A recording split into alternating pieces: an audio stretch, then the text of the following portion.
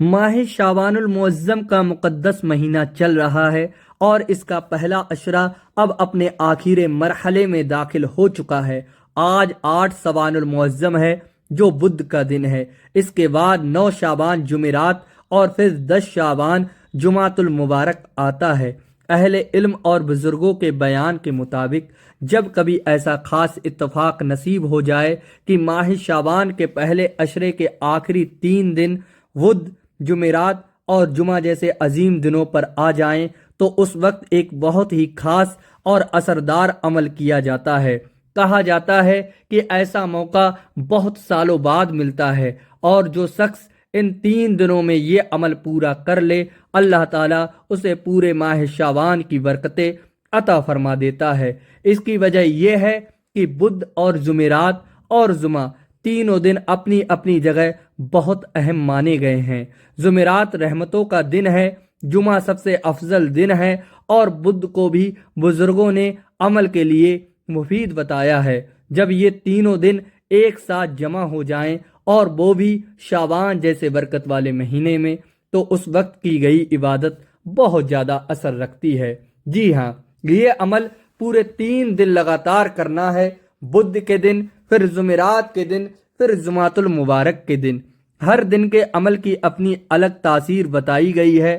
پہلے دن اللہ تعالیٰ کاموں میں آسانی پیدا فرماتا ہے، دوسرے دن گھر میں رحمتیں اترتی ہیں، رزق میں برکت آتی ہے، اور تیسرے دن اللہ پاک اپنے فضل سے بڑی پریشانی کو دور فرما دیتا ہے۔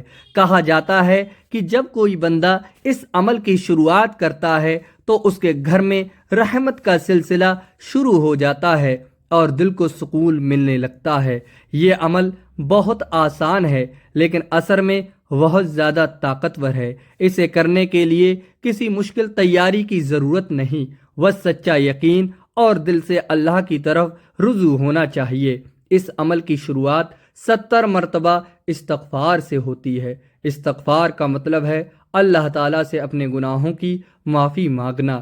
ہم سب انسان ہیں، ہم سے غلطیاں ہوتی رہتی ہیں اور اکثر ہماری پریشانیاں بھی انہی گناہوں کی وجہ سے آتی ہیں۔ جب بندہ سچے دل سے اللہ سے معافی مانگتا ہے تو اللہ تعالیٰ نہ صرف گناہ معاف فرماتا ہے بلکہ ان گناہوں کی وجہ سے آنے والی مشکلوں کو بھی دور فرما دیتا ہے۔ نبی کریم صلی اللہ علیہ وآلہ وسلم خود معصوم ہونے کے باوجود دن میں 70 سے زیادہ مرتبہ استغفار پڑھتے تھے تاکہ امت کو یہ سکھایا جا سکے کہ اللہ کے نزدیک استغفار کتنی پیاری عبادت ہے۔ استغفار دل کو صاف کرتا ہے، روح کو تازہ کرتا ہے اور انسان کو اللہ کے قریب لے آتا ہے۔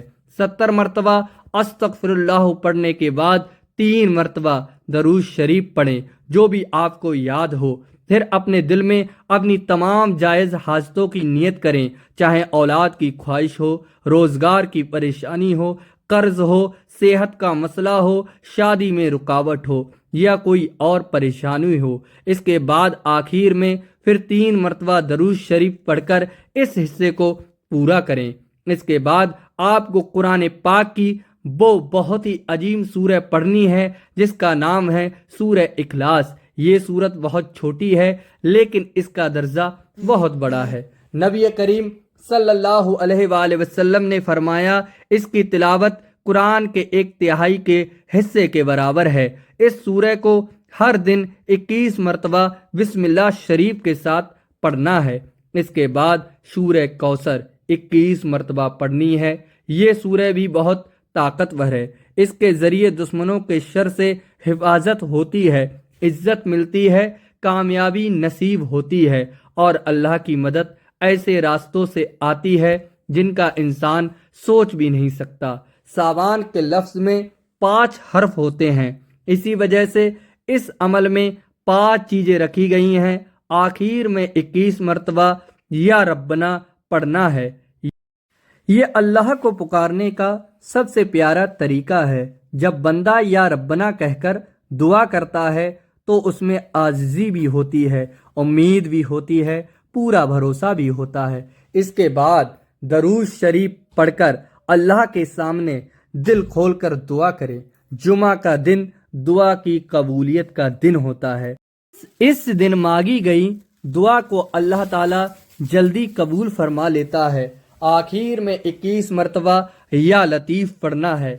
یہ اللہ تعالیٰ کا ایسا نام ہے جس کے ذریعے سے مدد بہت نرمی اور خاموشی کے ساتھ آتی ہے، انسان کو پتہ بھی نہیں چلتا اور اس کے حالات بہتر ہونے لگتے ہیں۔ یہ تمام بیان صرف نیک عمل کی طرف بلانے اور اللہ کی یاد دلانے کے لیے ہے۔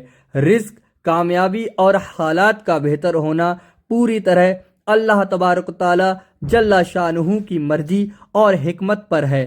ہمارا کام صرف کوشش، دعا اور یقین رکھنا ہے۔ نتیجے تو اللہ تبارک و تعالی جل شانہ کے ہاتھ میں ہیں۔